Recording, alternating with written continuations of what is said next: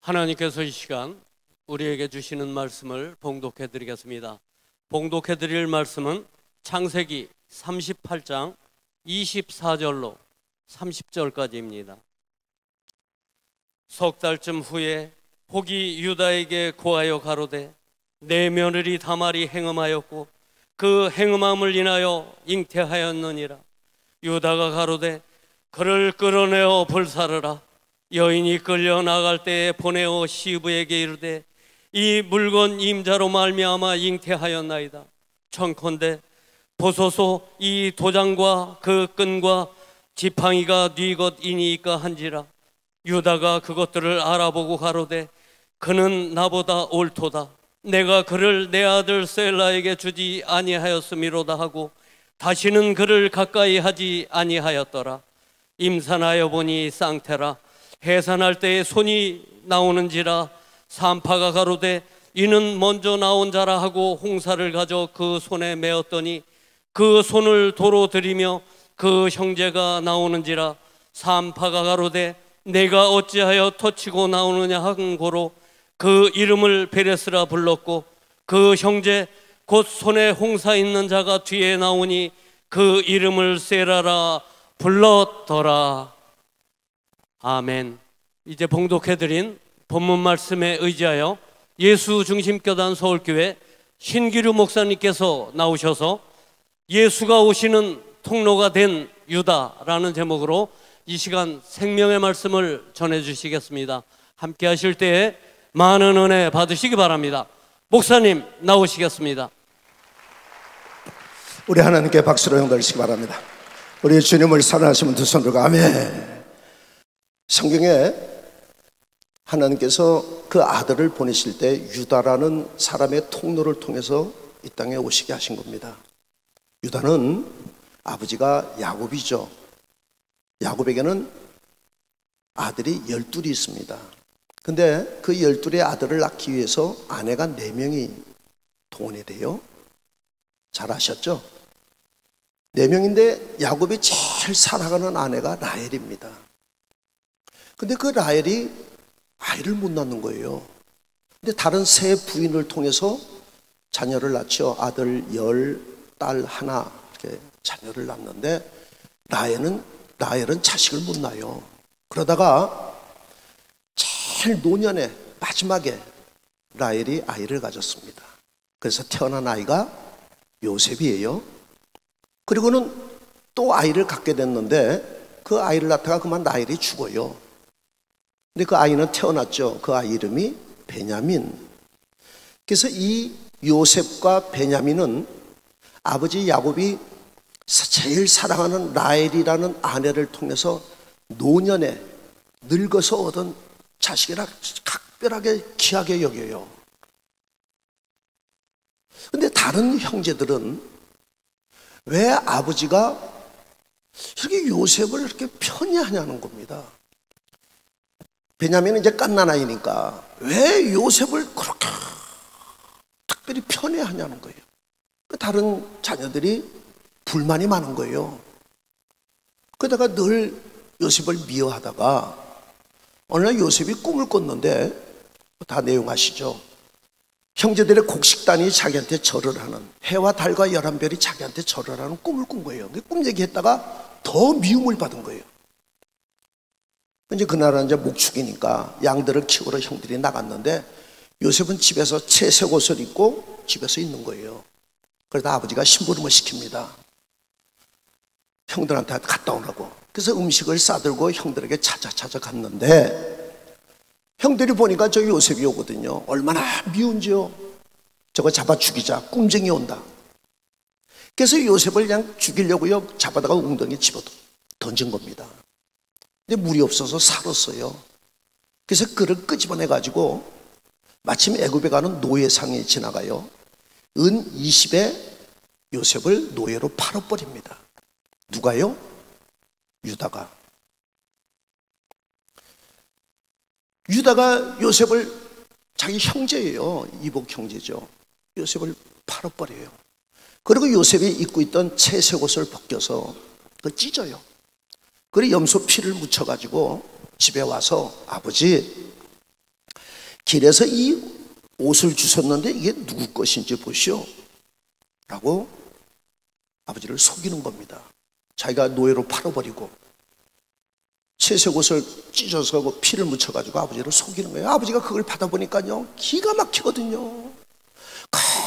엄마 없이 불쌍한 그 사랑하는 요셉이 사나운 짐승에 물려 찢겨 죽었다고요. 실신을 하는 겁니다. 식음을 전폐하고요.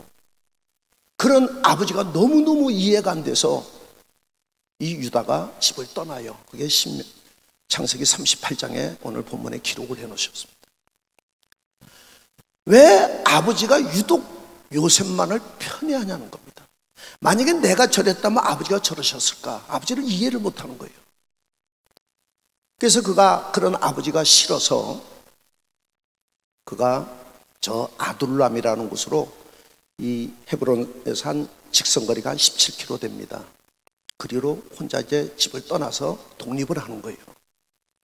그리로 간 이유는 거기에 자기 친구 시라라고요. 친구 따라 강남 간다 그러죠. 친한 친구가 거기 있어요. 그래서 이제 집을 떠나서 그쪽에 가서 이제 거기서 사는 겁니다. 거기서 이제 이 염소를 키우다가 이 가나안 여인 수아라는 사람의 그 딸을 만나가지고 아내를 취해서 가정을 이뤄요. 유다가요. 그래서 그 아내를 통해서 자식을 낳는데 첫째 아들이 에르라고 그러죠. 에를 낳고 그 다음에 둘째가 오난, 셋째가 셀라, 이렇게 아들 셋을 낳게 됩니다. 그래서 아내와 세 아들과 더불어서 사는데 이 큰아들이 이제 성장을 해가지고는 이 다말이라는 여인하고 연애를 해서 결혼을 해요. 며느리를 맞아 드리는 겁니다. 그래서 첫째 며느리 다말이 들어와서 엘과 사는데 하나님 보시기에 이 엘이 악을 행하는 거예요. 그래서 하나님이 엘을 죽여요. 그러니까 자식이 없이 과부가 됐기 때문에 그 둘째 아들이 형수한테 들어가서 형을 위해서 자식을 낳아줘야 됩니다. 그래서 오난이 형수 다말에게 들어가요. 들어갔는데 보니까 자식을 낳으면 내 자식이 아니야. 형의 자식이지. 그래서 이 설정을 땅에다가 한 겁니다. 그래서 하나님이 보시기에 또 악을 행해서 죽여버려요. 그러니까 유다 입장에서는 며느리 하나가 들어왔는데 큰아들 죽죠. 둘째 아들 죽죠. 이제 막내 셀라를 또 들여보내야 되는데 이를 아끼는 거예요. 그래서 며느리 다말에게 얘기합니다. 이 아이가 좀 커서 너에게 줄 테니까 너 친정에 가서 좀 기다리라. 그래서 다말이 친정에 갑니다. 그렇게 이제 셀라랑 더불어서 사는데 조금 지나가지고 또 아내가 죽어요. 그러니까는 이방에 와가지고요 아내 죽죠, 큰아들 죽죠, 둘째 아들 죽죠. 이제 셀라 하나 남았는데 기가 막힌 거예요. 그렇게 하루하루를 지나는데 이 다말이 생각을 하니까 아무래도 저 시아버지가 셀라를 자기한테 안 줄 것 같아. 그래서 변장을 했어요. 시아버지가 다니는 딥나로 가서 거기서 창녀 변장을 해가지고 시아버지를 만나요. 근데 시아버지는 자기 며느리인지 몰라요. 얼마나 외로워요. 오늘 내가 너에게 좀 들어가자. 뭘 주시렵니까? 염소 새끼 한 마리 주겠다. 그러면 증표로 뭘 맡기라고. 그래서 지팡이와 도장과 끈을 증표로 맡겨놓고 그리고 자기 며느리인 줄 모르고 그 여인에게 들어가서 그날 밤 잠을 잡니다. 그리고 그 다음날 친구를 통해서 염소 새끼 갔다가 그 도장 찾아야 되잖아요. 갔는데 사람이 없는 거예요. 주위한테 물어보니까 여기 이 동네에는 창녀가 없다는 겁니다. 참 할 수 없다고 해서 돌아왔는데 한 석 달쯤 지났더니 오늘 본문이죠. 아니 친정에 가 있으라는 며느리가 행음을 해서 아이를 가졌다는 거예요. 그 소식이 들리는 겁니다. 여러분 간음을 하면 돌로 쳐 죽이잖아요. 그러니까 유다가 말하기를 저거 불살라서 죽여버려라. 며느리에 대한 어떤 그 감정이 있는 거예요. 그 여자가 들어와서 아들 둘이 죽었으니 그 사실은 며느리 책임이 아닌데 유다 입장에서는 그 며느리가 그렇게 야속한 거예요. 그래서 저를 죽여라. 그를 끌어내려고 사람이 갔더니 다말이 말하기를 나를 임신케 한 사람은 이 지팡이, 이 도장 끈의 임자가 나를 임신케 했다 얘기를 하는 겁니다. 그러니까 유다가 그걸 바라보더니 하는 말이 그는 나보다 옳도다. 그는 나보다 옳도다. 내가 그에게 셀라를 주지 아니함을 인함이라 라고 얘기합니다. 그럼 그 며느리를 통해서 자식을 낳는데 쌍둥이를 낳았어요. 베레스와 세레라는 두 쌍둥이를 낳습니다. 자기는 요셉을 편애하는 아버지를 이해를 못하는 거예요. 그래서 왜 아버지가 저렇게 똑같은 자식인데 왜 유독 요셉만 편애할까? 그게 싫어서 사실 요셉을 미워하고 죽인 것도 노예로 팔아버린 이유도 요셉보다도 아버지가 싫은 거예요. 아버지가 이해가 안 가는 거예요. 거기에 대한 반발입니다. 그랬더니 자기가 이제 이방에 가서 자식 셋을 낳고 아들 둘 죽고 셀라를 아끼는 그 마음, 이 셀라를 다말에게 주지 않고 죽을까 봐 아끼는 그 마음을 통해서 아버지의 마음을 이해하는 거예요. 할렐루야. 그래서 그가 자기 아들 셀라와 또 며느리를 통해서 난 아들입니까? 손자입니까? 두 쌍둥이를 데리고 다시 집으로 돌아와요. 내가 이제 성실하게 아버지 앞에 내가 아들로서 살아가리라 생각하고 쓸쓸히 집으로 돌아옵니다. 돌아오는데 그 해에 흉년이 들었어요. 그래서 다른 형제들과 더불어서 저 애굽에는 양식이 있다. 양식을 사러 가자. 그래서 이제 요셉에게 양식을 사러 올라오는 장면이 이어지는 겁니다. 이 배경을 설명하는 거예요. 여러분 이 흐름을 알지 못하면은 한쪽밖에 못 보는 거예요.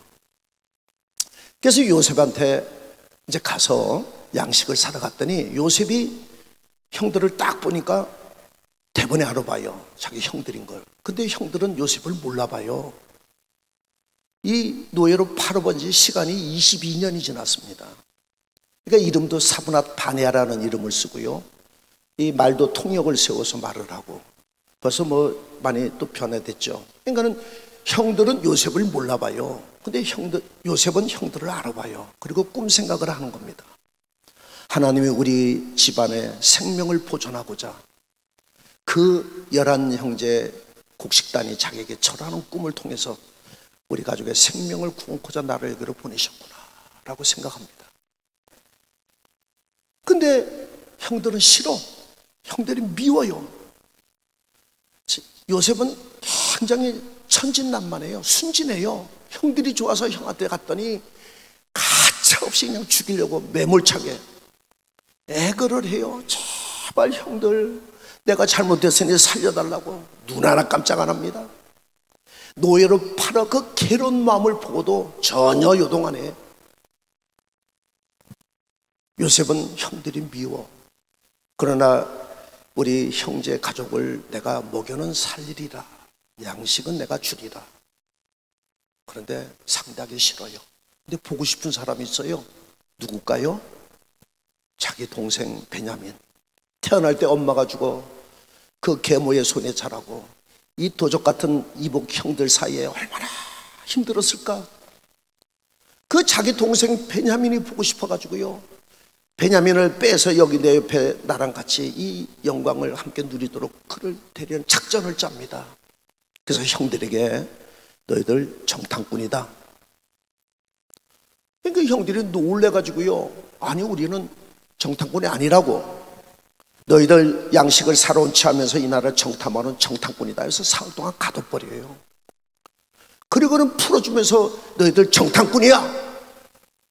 목적이 있습니다. 자기 동생 베냐민을 자기 옆에 두고 싶은 거예요. 그러니까 우리는 한 아비의 12아들에 하나는 잃어버렸고 말째 아우는 지금 집에 있고 우리 한 형제라고 막 설명을 해요. 그래? 그러면 너희 말째 아우를 한번 데려와봐. 그러면 내가 정탐꾼이 아닌 걸 인정한다. 그리고 양식을 싸서 이 돈까지 양식자루에다 넣습니다. 돈 안 받겠다는 거예요. 너희들 먹여 살리겠다. 근데 너희들 싫어. 그리고 가서 또 안 올 수 있잖아요. 그러니까 시몬을 딱 하나 볼모 잡아놓고 그들을 집으로 돌려보냅니다. 그러니까 집에 가서 아버지한테 얘기를 했더니 아버지가 또 기가 막힌 거예요. 요셉은 죽었지, 시몬은 또 잡혔지, 이제 베냐민까지 너희가 죽이려고 그러는구나. 그러면서 막 노발대발 하는 거예요. 왜 그 애굽에 있는 사람에게 말제 아우가 있다는 얘기를 왜 했냐는 거예요. 아니 그게 아니라 그 사람이 우리 집안의 형편을 다 아는 것처럼 얘기를 하고, 또 우리 정탐꾼이라고 그래 우리 설명하다 보니까 말제 아우가 나온 거지. 근데 말제 아우 얘기는 왜 했습니까? 그래서 말제 아우를 데려가야만이 누명도 벗고 시몬도 데려올 수 있고 양식도 앞으로 살 수 있다고 좀 내달라고. 아버지가 안 내주는 거예요. 베냐민을 아껴요. 안 되죠. 그러다가 시간이 흘러서 양식이 떨어졌습니다. 양식이 떨어지니까 어떻게 합니까? 베냐민을 데려가지 않으면 방법이 없잖아요. 그때 유다가, 지금 유다 얘기하려는 거예요. 유다가 아버지께 얘기합니다. 아버지, 왜냐하면 아버지 앞에 베냐민이 어떤 아들이라는 것을 잘 압니다. 저는 그 아둘람이라는 곳에 가서 손수 체험하고 왔어요. 베냐민을 내가 꼭 잘 데리고 올 테니까 제발 좀 보내달라고. 다른 형제들도 큰 소리 쳐요. 만약에 베냐민을 데려오지 못하면 내 자녀들을 죽이소서 죽이소서 아주 큰 소리 쳐요. 아버지가 양식이 떨어졌으니까 어떻게 합니까? 이름은 이르리라. 그래서 베냐민을 보냅니다. 그래서 베냐민을 데리고 다시 애굽에 올라와서 양식을 사러 요셉 앞에 왔는데, 요셉이 보니까 꿈에도 보고 싶은 내 불쌍한 동생 베냐민이 온 거예요. 그 정을 억제하지 못해서 저 뒤로 가서 한참을 울다가 얼굴을 닦고 태어난 척 해서 너희들이 말하던 말제 아우냐? 예, 그렇습니다. 너희들은 정탐꾼이 아니구나. 시몬을 풀어주라. 그래가지고 그들에게 양식을 주고 이제 다 해결이 됐어요. 너희들 내 집에서 식사를 하고 가거라. 그래서 집에 식사 자리를 초대를 합니다. 그래서 형제들이 요셉의 집에 가서 식사를 하는데, 이 요셉이 부하들에게 시키는 거예요. 이 은잔을 저 말제아우 베냐민의 양식자루에다 좀 감춰라. 몰래 시킵니다. 맛있게 식사를 하고 이제 집으로 돌아가는 거예요. 그렇죠. 양식 얻었죠. 정탐꾼 누명 벗었죠. 베냐민도 무사히 데리고 가죠. 시몬도 찾았죠. 다 찾았죠. 다 찾았어. 그 내려가는데 이 요셉이 부하들에게 얘기하는 거예요. 내 은잔을 훔쳐간 자를 잡아와라. 그래서 이 부하들이 쫓아가서 중간에 만났습니다. 만나서 하는 말이, 내 주인의 은혜를 너희가 악으로 갚는구나. 왜 내 주인이 즐겨 쓰는 은잔, 술도 마시고 점도 치는 잔을 너희가 훔쳐갔냐는 거예요. 그러니까 놀래가지고요, 아이고 우리는 그런 사람 아니라고, 우리는 그럴 줄 모른다고 막 그러는 겁니다. 우리 집 주인의 집에서 식사한 사람은 너희들밖에 없어. 너희들 중에 누가 훔쳐갔지. 그랬더니 그들이 말하기를, 우리가 그 잔을 훔쳐갔으면은 우리가 당신들의 종이 되리이다. 아주 큰 소리 쳐요. 종이 되리. 우리 그런 짓 안 한다는 거예요. 그래? 그럼 한번 조사해보자. 그래서 하나하나 양식자를 풀어서 조사를 하는데, 제일 말째 베냐민의 자루에서 은잔이 나온 겁니다. 그러니까 물증이 나왔으니까 어떻게 해요? 기가 막히잖아요. 그래서 양식을 다시 싸고 다시 요셉한테 또 올라갑니다. 그 요셉한테 가가지고 이 물증이 나왔으니까요, 우리가 당신의 종이 되리이다. 그랬더니 요셉이 하는 말이 아니라, 내 은자를 훔쳐간 그놈만 내 종이 되면 돼. 나머지 다 돌아가. 베냐민만 내 종이 되면 돼. 내 옆에 두고 싶은 거예요. 나머지는 다 돌아가라. 형들은 싫다는 거예요. 그때 이 유다가 나서는 거예요. 유다가 내 주여 노하지 마시고 내 말 좀 들으소서. 그 진솔한 자기 가족사에 대해서 설명을 하는 겁니다. 내 아버지의 아들을 12를 낳았는데 그 아이는 노년에 얻은 아들, 아버지가 정말 사랑한 그 아이를 데려가지 못하면 내 아버지는 백발로 슬피 울며 음부에 떨어져 이 아이와 아버지의 생명이 연결되어 있다고. 그러니 내가 대신 당신의 종이 되겠으니 이 아이를 돌려보내달라고 얘기를 합니다. 그때 요셉이 그 응어리진 한이 풀리면서 방성되고 모든 주에 있는 시하는 자들 다 내보내고 형제들만 남은 가운데 자기 정체를 드리려면서 방성되고 울어대는데 그 울음소리가 바로궁의 왕의 귀에까지 들려. 내가 요셉이요, 내가 요셉이요. 당신들이 나를 애굽에 팔았다고 한탄하지 마시라고, 근심하지 마소서. 하나님, 우리 가족의 생명을 보존하고자 나를 여기로 보내신 건 당신들이 아니라 하나님이시라. 앞으로 5년간 경작도 안 되고 추수도 할 수 없는 기근이 있으니 빨리 집에 가서 아버지께 말씀드려서 이 애굽에서의 나의 영화와 이 영광을 설명을 하고 아버지, 아들, 손자 모든 가축을 데리고 고센으로 내려오셔서 내가 거기서 아버지를 봉양하리이다. 그러니까 형들이 다 놀래가지고요, 어안이 벙벙한 겁니다. 요셉이 말합니다. 당신들이 보는 밤 말한 것은 내 입이라고. 그러면서 자기 동생 베냐민의 목을 끌어안고 너무 울어요. 그리고는 형제들 하나하나 입 맞추면서 우는. 여러분, 눈물 없이는 못 읽는 책입니다. 그래서 이 형제들을 다 고센 땅으로 끌어들여요. 나중에 요셉이 아버지를 맞으러 고센에 갑니다. 자기를 그처럼 사랑하고 그처럼 아끼던 보고 싶은 아버지를 거기서 만나요. 아버지를 붙잡고 너무 울어요. 아버지가 말하기를 내가 이제 죽어도 가구나. 내가 너를 봤으니 여한이 없구나. 그런 장면들이 성경에 기록되어 있습니다. 여러분, 제가 여러분에게 말씀드리고 싶은 것은 아버지를 이해 못해 그것이 불만이라 요셉을 넣었던 유다. 그가 아둘람에 가서 자기 아내를 얻어서 아들 셋을 낳고 다만이라는 며느리를 맞아서 큰아들 죽죠, 둘째 아들 죽죠. 이 셋째까지 죽을까 염려하여 그 아들을 아끼는 마음을 통해서 아버지의 마음을 이해하는 거예요. 그래서 그는 아버지께 돌아가서 성실하게 정말 바르게 착한 아들로 살아가려고 결심하고, 그가 마침 흉년이 들어서 형과 더불어서 애굽의 양식을 사러 갔다가 그가 변화되지 않았으면 어떡합니까? 요셉 할 수 없죠. 거기다 떨쳐놓고 집에 돌아가서 아버지께 말씀드리면 아버지는 그것 때문에 몸져 병들어 죽어요. 그 요셉의 마음을 변화되게, 그 마음에 열게 한 변화된 유다, 그 유다로 인해서 하나님께서는 하나님의 아들 예수 그리스도가 오는 통로로 쓰신 겁니다.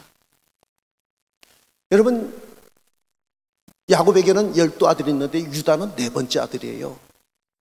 르벤, 시몬, 레위, 유다, 4번째 아들인데 그 장자권이 유다에게 넘어와서 그 유다를 통해서 예수 그리스도가 오시는데 다만이라는 여인을 통해서 베레스를 낳고, 베레스가 헤스로를 낳고 람을 낳고 아미나답을 낳고, 이렇게 해서 쭉 내려오는 예수님의 계보가 마태복음 1장에 기록되어 있는 겁니다. 여러분, 지금 우리에게 하시는 하나님의 음성입니다. 누가 그리스도의 마음을 알아서 주를 가르치랴. 그리스도 안에 1만 스승은 있는데 한 아비가 없다는 거예요. 여러분, 누가복음 15장에 보면은 집 나간 탕자의 비유가 있어요. 둘째 아들이 아버지가 싫어가지고 자기가 도울 재산을 미리 받아 그걸 팔아서 먼 나라 혼자 나갑니다. 거기서 허랑방탕 다 허비하고 돼지가 먹는 쥐염 열매도 없어서 굶주리다가 아버지께 돌아오는 그 장면이 나와요. 집 나간 그 작은 아들을 기다리는 아버지, 이제 나올까 첫째 나올까. 어느 날 저 보니까는 어떤 거지 하나가 들어오는데 가만히 보니까 자기 작은 아들이야. 상거가 뭔데 쫓아나가서 그를 맞이합니다. 보니까 완전 거지예요. 옷을 갈아입히고 신발을 신고 가락지를 끼우고 얼마나 배가 고팠냐. 살찐 송아지를 잡아서 잔치를, 음식을 준비하라고 시킵니다. 근데 맏아들이 밭에서 일을 하고 있다가 집에 막 잔치 소리가 나는 거예요. 마침 종이 하나 나오길래 무슨 일인가 물었더니 당신의 동생이 건강한 몸을 인하여 돌아와서 아버지가 지금 살찐 송아지 잡아 잔치한다고. 그러니까 맏아들이 아버지가 못마땅한 겁니다. 이해를 못하는 거예요. 그런데 아버지가 맏아들을 데리러 나왔어요. 큰아들이 아버지한테 얘기합니다. 아버지, 나는 아버지의 명예 어김이 없이 지금껏 내가 이렇게 충성하며 내가 하나님 아버지 뜻대로 살았는데 내게는 염소 새끼 한 마리 줘서 내 벗으로 먹게 아니하시더니 아버지 재산을 다 창기하고 탕진하고 돌아온 저 아들에게는 살찐 송아지를 잡으셨나이다. 살찐 송아지를 잡으셨나이다 라고 얘기하는 거예요.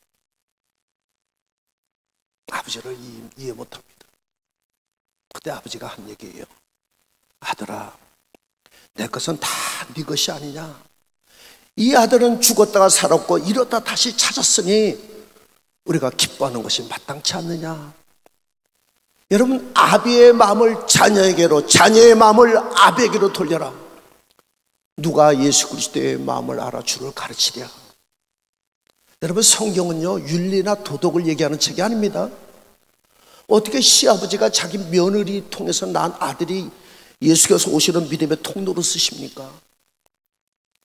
성경은 윤리나 도덕을 얘기하는 책이 아니라 믿음으로 보게 하는 책이요 사랑으로 읽게 하는 책입니다. 성경은 믿음의 역사, 사랑의 원리에 대해서 얘기하고 있는 거예요. 여러분, 그 요셉이 그 변화된 유다의 진솔한 가족사 앞에 자기 이 응어러진 그 한이 풀리면서 거기서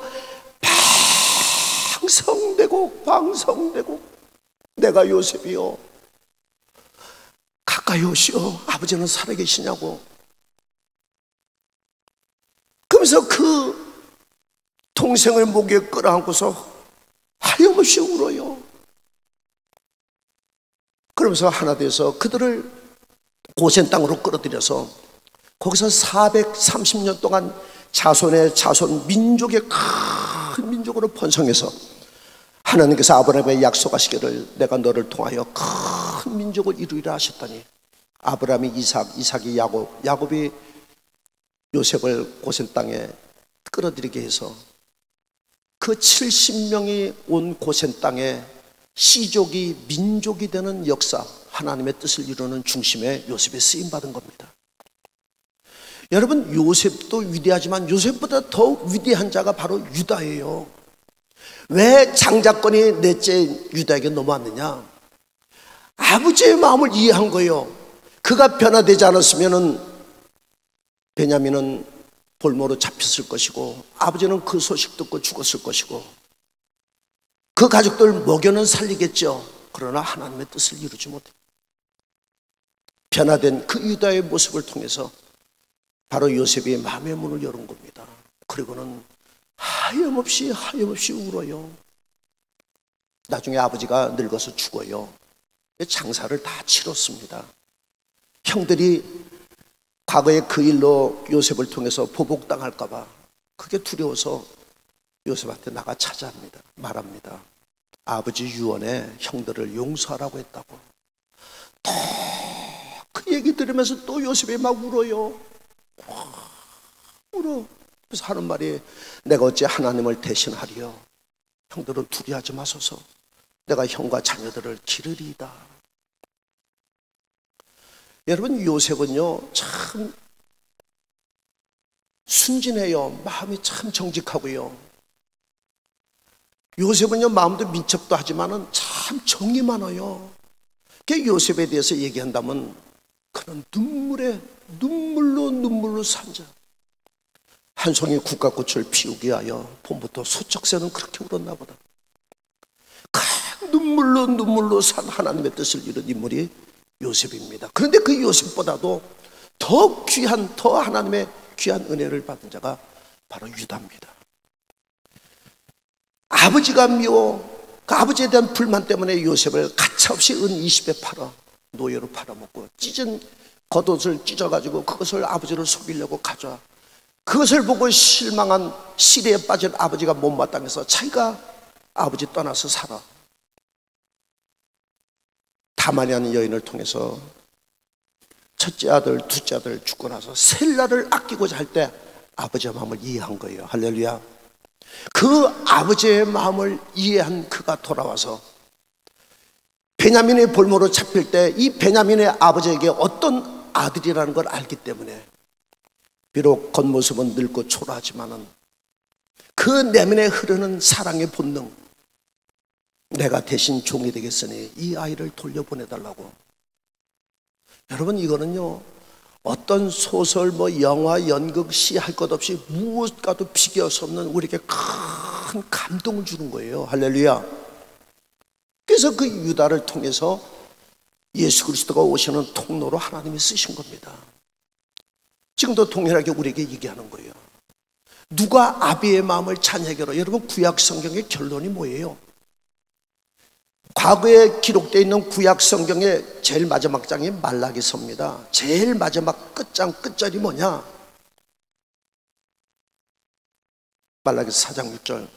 그가 아비의 마음을 자녀에게로 돌이키게 하고 자녀의 마음을 그들의 아비에게로 돌이키게 하리라. 돌이키지 아니하면 두렵건대 내가 와서 저주로 그 땅을 칠까 하노라 하시니라. 구약 성경의 모든 기록되어 있는 마지막 결론이 뭐냐? 아버지의 마음을 자녀에게로, 자녀의 마음을 아비에게로 돌려라. 그렇지 않으면 저주를 당하리라 라는 것이 결론입니다. 그리고 그 예언대로 예수께서 오신 거예요. 예수께서 아버지의 마음을 자녀에게로 전하기 위하여 이 땅에 오셔. 여러분, 예수님은 만왕의 왕이셔요. 왕이 한번 출도하면요, 그런 말이 있어요. 왕이 한번 나가면은 보이는 수행원은 1000명이고 보이지 않는 수행원은 10,000명이다. 대통령이 한번 어디 출도하면요, 보이는 경호원은 1000명이고 보이지 않는 경호원이 10,000명입니다. 그 영광의 만왕의 왕 예수께서 이 땅에 오실 때 수행원 없이 홀로 저 마국간으로 왔어요. 그리고는 흠모할 모습도 없이, 우리도 그를 귀히 여기지 않고 그렇게 모습으로 오신 것은 왜요? 그 수행원을 거느리고 영광 가운데 임하시면요, 절대 예수 못 죽여요. 누가 그 예수를 정죄하고 죽입니까? 예수님은 아버지의 마음을 아들에게 전하기 위하여 아무 수행원 없이 흠모할 모습도 없고 우리도 그를 귀히 여기지 않도록 그렇게 볼품없는 모습으로 이 땅에 오셔서 십자가에 몸찢어 피 흘려 죽은 거예요. 아버지의 마음을 자녀에게로, 그 마음을 자녀에게로, 또 자녀의 마음을 아버지에게로 돌리기 위하여 예수께서 이 땅에 오신 거예요. 그분은 십자가에 죽으시고 피 흘려 승천하시고 다시 이 땅에 오실 그 영광의 왕, 그때는 영광과 위엄으로 형격한 권세를 가지고 그 많은 수행원 천군 천사와 더불어서 주의 호령과 천사장의 소리와 하나님의 나팔로 친히 할로 쫓아 강림하는 영광의 왕, 모든 족속이 두려워 숨어 떨어 하나님의 택한 자들을 공도로 끌어올려서 우리 다시 만날 것입니다. 여러분, 그 예수께서 아비의 마음을 자녀에게로 돌리기 위하여 십자가에 피 흘려 죽어서 지금도 동일하게 우리에게 그 이 그리스도의 마음을 품어라. 누가 예수의 마음을 알아서 그를 가르치리라 라고 얘기합니다. 제가 이 설교를 하는 이유가요, 또 이렇게 벌써 1살 더 먹었잖아요. 이게 철들자 백발이라고요. 나이는 먹는데요, 여전히 그 마다들과 같이 여전히 그렇게 살 수는 없잖아요. 변화돼야 돼요. 여러분, 성경에 보면 요나서가 있어요. 요나가 니느웨 성의 제약에 관용하여 하나님의 그 성을 멸하고자 계획을 가지시고 기회를 주시는 거예요. 요나에게 가서 회개를 선포하라. 근데 요나가 니느웨로 가기를 싫어하는 거예요. 니느웨는 이 원수예요. 원수. 예전에 우리나라 일제 식민지 당했듯이 우리 일본 나라 싫어하듯이 꼭 그런, 망하기를 원하는 겁니다. 가기를 싫어해가지고요, 저 다시스로 도망하려고 배 타고 몰래 도망가다가 하나님의 풍랑을 일으켜서 그를 바다에 던져 고래 뱃속에 들어갔다가 거기서 회개하고 토해내서 간신히 니느웨로 간 겁니다. 니느웨 성이 얼마나 크지? 걸어서 사흘 길인데 하루만 걸은 거예요. 하루만. 왜? 이거 망하기를 원하는 겁니다. 그래서 하루 동안 가면서 이 성은 40일 있다가 망한다. 그러니까 그 백성들이 그 소리를 듣고요, 회개를 하면서 왕에게 보고가 돼가지고요, 왕이 전 국민 다 회개하라, 금식하라, 짐승까지도 금식시켜라 가지고 회개를 시켜요. 요나가 성을 나와서 저 동쪽에 먼데 산에 올라가서 니느웨가 어떻게 망하는가 좀 지켜보자 라고 거기서 앉아 있는 겁니다. 얼마나 해가 뜨거운지요, 얼마나 날씨가 더운지. 근데 마침 보니까 박넝쿨이 있는데 박넝쿨에 그늘이 졌어요. 그늘이. 그래서 그걸 발견하고는 들어가서요, 그늘 속에 기뻐했어요. 그렇게 시원하게. 그러다가 해가 져서 하나님의 벌레를 보내서 박넝쿨을 식게 합니다. 박넝쿨이 시들어서 다 죽었어. 아침에 이튿날 일어나 보니까요, 해가 얼마나 내려쬐는지요, 동풍에 뜨거운 바람이 부는지요. 그래가지고는 이 요나가 하나님께 막 불평을 터뜨려요. 나 이제 그만 살고 싶지 않다고, 나 좀 제발 좀 데려가라, 죽고 싶다고. 너무나 힘드니까. 그때 하나님이 하신 말씀이 뭡니까? 요나야, 네가 심지도 않고 배향도 아니한 박넝쿨을 아꼈걸. 하물며 이 성의 좌우를 분별 못하는 12만의 백성과 그 가축을 아끼는 것이 마땅치 않겠냐라고 얘기합니다. 여러분, 하나님의 마음 주님이 우리에게 가르쳐 주셔요. 의인 99 회개할 것이 없는 의인 9을 인하여 기뻐하는 것보다 죄인 하나가 회개하고 돌아오면 하늘에서는 그보다 더 기쁘다는 거예요. 죄인 하나가 회개하고 돌아오면은, 여러분, 회개할 것 없는 의인 얼마나 하나님 기뻐하셔요. 그런 회개할 것이 없는 의인 99을 인하여 기뻐하는 것보다 더 기뻐하다는 게 아버지의 마음입니다. 여러분, 내 눈에 들뻔을 보지 못하고 남의 티를 보는 내 자신을 보는 거예요. 1만 달란트 빚 탕감 받은 자가 100데나리온 빚진 자를 쳐다보는 내 마음을 보는 겁니다. 하나님은 한 사람도 멸망하지 않고 다 구원에 이르기를 원하는 것이 우리 아버지의 뜻인 걸 믿으면 박수 치면 더 넣으시고요. 오늘 아버지의 마음을 이해하지 못하면요, 우리 신앙, 여러분, 사랑이 없으면요, 너희가 예언을 하고요, 무슨 산을 옮길 만한 믿음이 있고 무슨 지식이 있고 별걸 다 해도 사랑이 없으면 울리는 꽹과리 아무 유익이 없다고 얘기합니다. 사랑은 무례하지 않아요. 사랑은 나의 유익을 구하는 것이 아니라 남의 유익을 구하는 것이에요. 사랑은 오래 참는 겁니다. 그래서 주님이 우리에게 새 계명을 주신 거예요. 내가 너희를 사랑한 것 같이 너희도 서로 사랑하라. 정죄하지 말라, 비판하지 말라, 용서하라. 여러분, 우리는 정죄하거나 비판할 권리를 주질 않았어요. 이 아이들 키우다 보면 그래요. 근데 그 아이가요, 나중에 부모가 돼야 아버지의 마음을 아는 거예요. 부모의 마음을. 우리 주님의 마음. 그래서 신약 성경의 제일 마지막이 뭐냐? 제일 결론입니다. 아까 구약의 결론이죠. 요한계시록 22장의 제일 마지막 장인데 20절에 보면은 이것을 증거하신 이가 가라사대 내가 진실로 속히 오리라 하시거늘 아멘 주 예수여 오시옵소서. 이게 마지막이에요. 내가 속히 오리라. 빨리 좀 오세요. 빨리 내 아버지. 하나님께서 예수 그리스도 그 아들을 맏아들로 그 안에서 우리와 더불어서 영원히 하나됨의 그 갈망을 가지고 하나님의 계획을 가지고 시작을 해서 구약의 모든 사건 기록된 것들이 결국은 말하고자 하는 원하시는 것이 뭐냐? 아버지의 마음을 자녀에게, 자녀의 마음을 아버지에게 돌리라. 그 예언을 이루어요. 예수께서 오시고 예수께서 그 모든 십자가의 사건을 통해 부활 승천하셔서 하신 마지막 말씀, 내가 속히 오리라. 아멘 주 예수여 오시옵소서.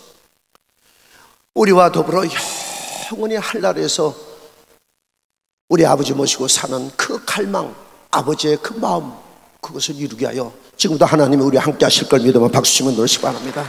나는 우리 그 예수가 좋다. 찬송합니다.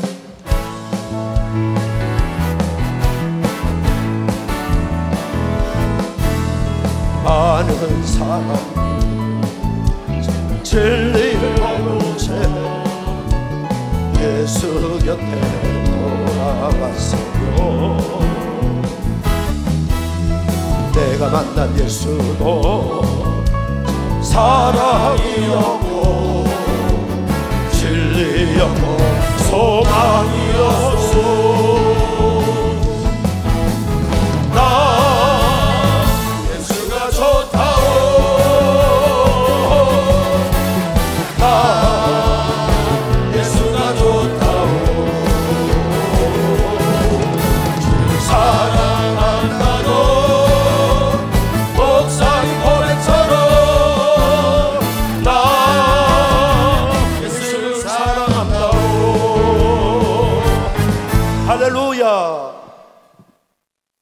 성경에 보면 룻기에 보면 룻이라는 여인이 나와요.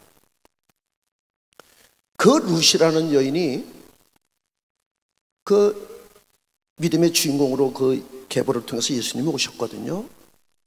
근데 그 나오미가 이 베들레헴에서 살다가 이 흉년이 들었어요.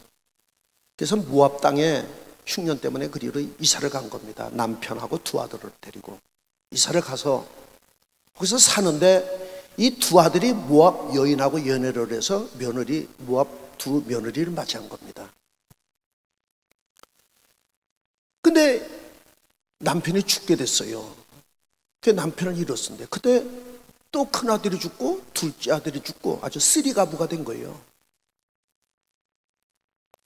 근데 이제 소식이 베들레헴에는 다시 먹을 게 있다 해가지고 다시 고향으로 돌아갈 걸 생각을 하고 며느리에게 얘기합니다. 너희들 나 따라봤자 희망이 없다. 친정에 돌아가서 너희 다시 시집가서 행복하게 살거라. 근데 룻이라는 여인이 시어머니를 붙은 거예요. 나는 어머니 가는 곳에 나도 갈 것이고 어머니 죽는 곳에 나도 죽을 것이고 어머니 하나님이 내 하나님이 되고 어머니 백성이 내 백성이 되고 엄마 떨어지지 않겠다고 쫓은 거예요. 할 수 없이 룻을 데리고 나오미가 고향으로 돌아옵니다.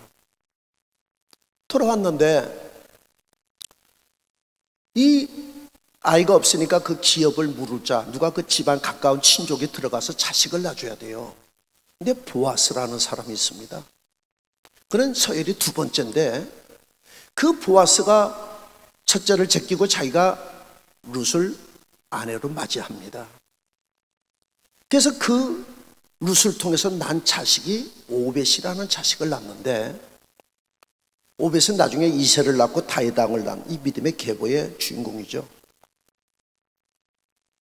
그 성중에서 장로들 앞에 그 사실을 추인받을 때 장로들이 그렇게 축복을 합니다. 우리 조상 유다가 다마리를 통해서 베레스를 주신 것처럼 하나님께서 보아서 당신에게 저 룻을 통해서 하나님의 자녀를 축복하기를 원한다. 그래서 오벳을 낳고 이새를 낳고 다윗 왕의 징조 할머니가 되는 겁니다. 여러분 믿음은요 룻도 이방 여인입니다. 다말도 이방 여인이에요. 그런 이방 여인들을 통해서 하나님의 뜻을 이루는 변화된 그 유다의 중심을 통해서 하나님의 그 창작권이 유다에게 넘어와서 그 계보를 잇는 거예요. 지금도 동일하게 우리 안에 계신 성령께서 지금도 그리스도의 마음을 가지고 사는 자를 통해서 지금도 하나님의 역사하시고, 다시 오실 예수님도 그리스도의 마음을 가지고 아버지의 마음을 가지고 뜻을 이루는 자를 통해서 하나님의 영광을 받으시는 겁니다. 여러분, 이 성경은요, 믿음의 역사, 사랑의 원리에 대해서 기록되어 있는 거예요. 윤리, 도덕에 대해서 기록되어 있는 책이 아닙니다. 우리 사사기에 보면은 마지막에 그런 사건이 나와요. 레인의 그 첩사건이 나오죠. 사사기에 보면은 19장부터 해서 마지막 21장에 기록되어 있습니다. 어느 레인이 첩을 하나 얻었는데 그 장인 집에서 며칠 기거하다가 이제 첩을 데리고 고향 자기 집으로 돌아가는 겁니다. 돌아가다가 중간에 날이 어두워가지고요, 어느 성에 들어가서, 그 성에 들어가서 거기서 하룻밤을 유숙을 하게 돼요. 기부하성이라고. 근데 성에 들어가서 그 어느 집에 들어가서 유숙하는데 그 성 안에 비류라는 것은 불량배, 깡패들이에요. 그 낯선 사람이 들어간 걸 보고 찾아와가지고는 그 들어온 낯선 사람을 내놔라, 우리가 상관하리라. 아주 성이 아주 문란한 성이죠. 그 손님을 내놓으라는 거예요. 그래도 내놓지 않고 있다가 결국 첩을 내주게 돼요. 그러니까 이 비류들이 그 첩을 데리고 밤새 몹쓸 짓을 하고요, 욕을 보이고, 그리고 새벽녘에 집으로 보내버려요. 그러니까 그 첩이 자기 남편이 묵고 있는 집을 찾아 거기까지 간신히 걸어가서 문 앞에 쓰러져 그 문지방을 잡고서 죽어요. 아침에 일찍 그 주인이 나오다가 그걸 봤어요. 그 죽은 첩의 시체를 나귀에 태우고 집으로 돌아가서 그 시체를 12조각으로 나눠요. 찍어서 그 시체를 나눠가지고 한 조각씩 편지를 써가지고 각 지파에 다 보냅니다. 탄원을 하는 거예요. 이스라엘에 이런 큰 악이 벌어졌다고. 그 베냐민 지파가 거하는 그 성에 하루 유숙하는데 그 비류들이 내 첩을 이렇게 죽였다고. 그러니까 이스라엘 온 백성들이 그걸 받아들고요, 분노가 나가지고요, 막 저 베냐민 지파를 그냥 쳐부수자고 막 사람들이 일어나는 겁니다. 이 병사를 모집한 게 아니에요. 자원에서 이 분개해가지고 나온 병사가 40만 명이 모여요. 40만 명. 그래서 이스라엘 총회를 열어요. 총회를 열고 베냐민 지파에게 통보를 합니다. 그 성에 이 몹쓸 짓을 한 이 비류들을 끌어내라. 우리가 그들을 죽인다. 근데 이 베냐민 지파에서 그 비류들을 안 내주는 거예요. 뭐 자세히 성경에 기록은 안 되어 있습니다만 제가 볼 때는 그 베냐민 지파 족장들의 자녀들도 거기 껴있는 것 같아요. 이 비류를 죽인다고 내달라고 그러는데 안 내주는 거예요. 그러니까 총회를 열어서 결론 낸 거를 안 들으니까, 그러면 저 베냐민 저것들 그냥 때려 부수자, 다 죽이자, 이렇게 전쟁이 시작된 겁니다. 같은 민족끼리 하는 거예요, 전쟁.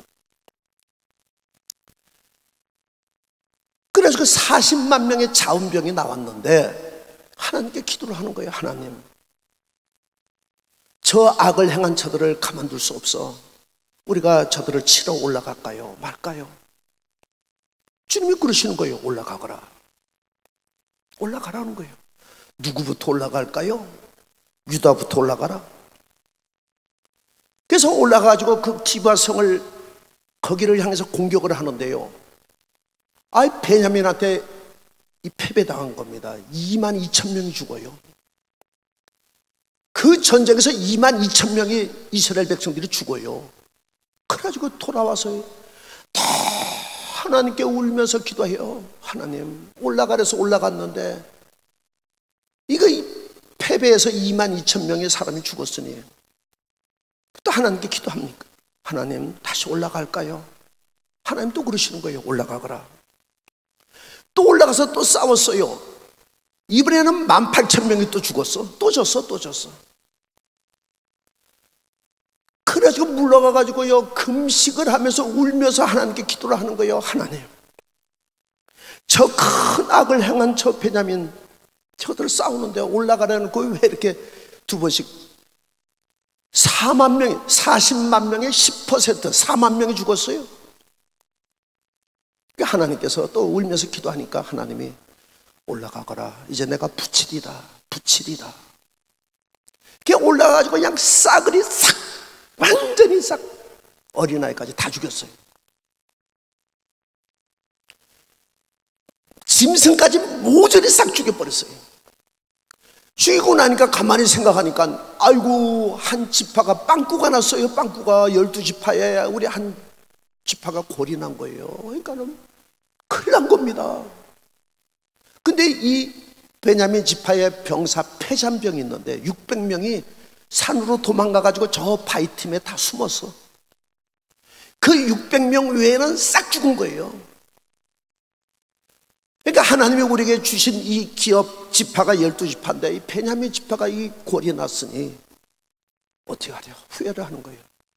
그래서 평화를 선포하고 그 바위틈에 숨은 600명의 패잔병을 내려오게 해요. 내려오게 하고 너희들은 우리와 같은 형제라. 한 지파가 골이 나면 안 되니 너희들 통해서 다시 지파를 살려라. 그런데 이스라엘 백성들이 하나님께 맹세를 했습니다. 절대 우리의 딸을 저 베냐민 지파에게는 시집 보내지 않겠다고 맹세를 했어요. 남자는 600명이 있는데 여자가 없잖아요. 자식을 낳아야 되는데. 그래서 그냥 고민이 돼요. 그러다가 이 실로에서요, 실로라는 곳은 하나님의 법궤가 있는 곳이에요. 실로에서 절기 때마다 막 어떤 여인들이 나와서 무의 막 춤추고 그런 절기 때 그런 행사가 있습니다. 그들에게 얘기를 해요. 내 딸을 너에게 줄 수는 없고 너희들이 가서 실로에 가서 춤추는 무의들 마음에 드는 사람 한 사람씩 납치해서 잡아다 납치해가지고 너희들 아내 삼아라. 그래서 어느 영화 보니까요, 이 사람들이 큰 자루를 하나씩 가지고 몰래 숨어 있다가 자기 마음에 드는 춤추는 여자 발견하면 자루를 푹 뒤집어 씌워가지고 어깨에다 들쳐매고요, 그냥 납치해서 도망가는 거예요. 그랬더니 그 부모 형제가 난립니다. 세상에 이런 일을 벌였다고. 그랬더니 총회에서 그렇게 얘기를 하는 거예요. 너희들 청컨대 용납하라. 저 우리 한 골육 지친 형제인데 저 지파가 끊어지게 생겼는데 우리의 딸을 저들에게 시집 보내지 않겠다고 하나님께 맹세했으니 줄 수는 없고 저들이 저 아내 삼아서 저 민족이 번성할 수 있도록 너희들이 좀 용납하라고 다독거려요. 그래서 베냐민 지파가 계속 이어지는 거예요. 그 성경을 보면서요,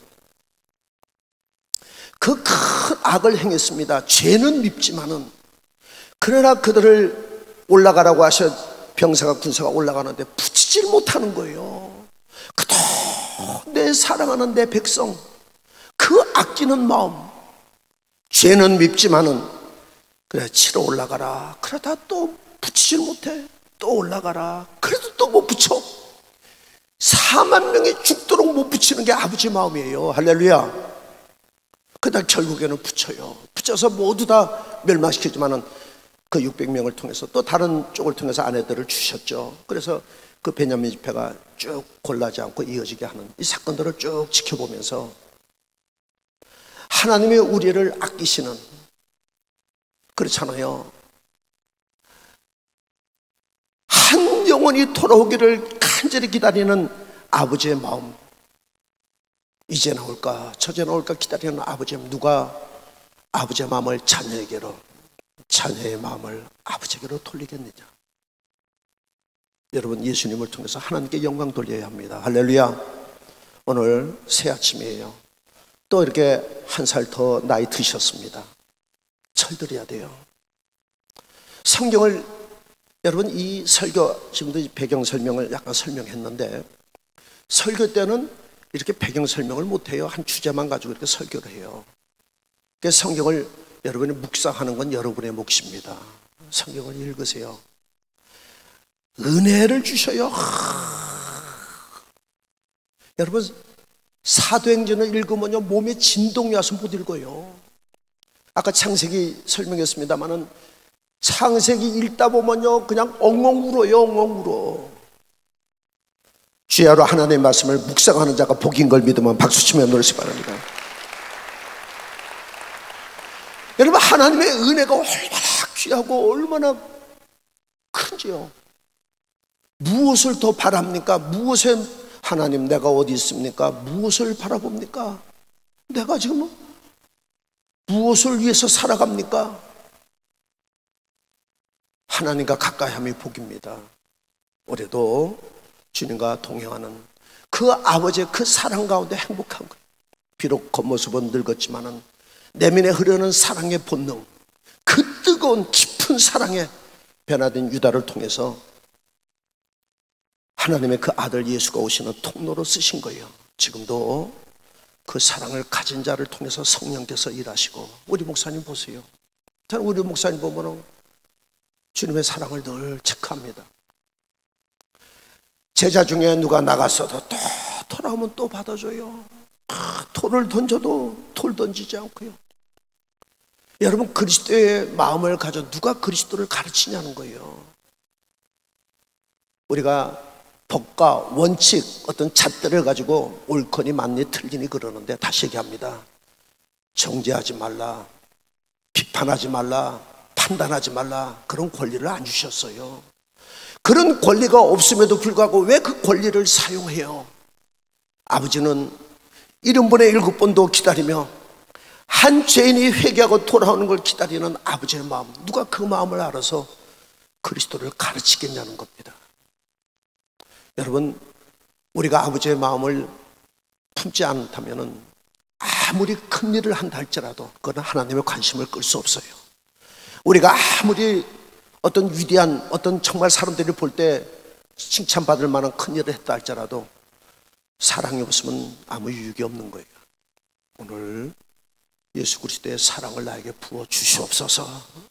유다의 그 변화된 사랑의 중심을 가지고 살게 하소서.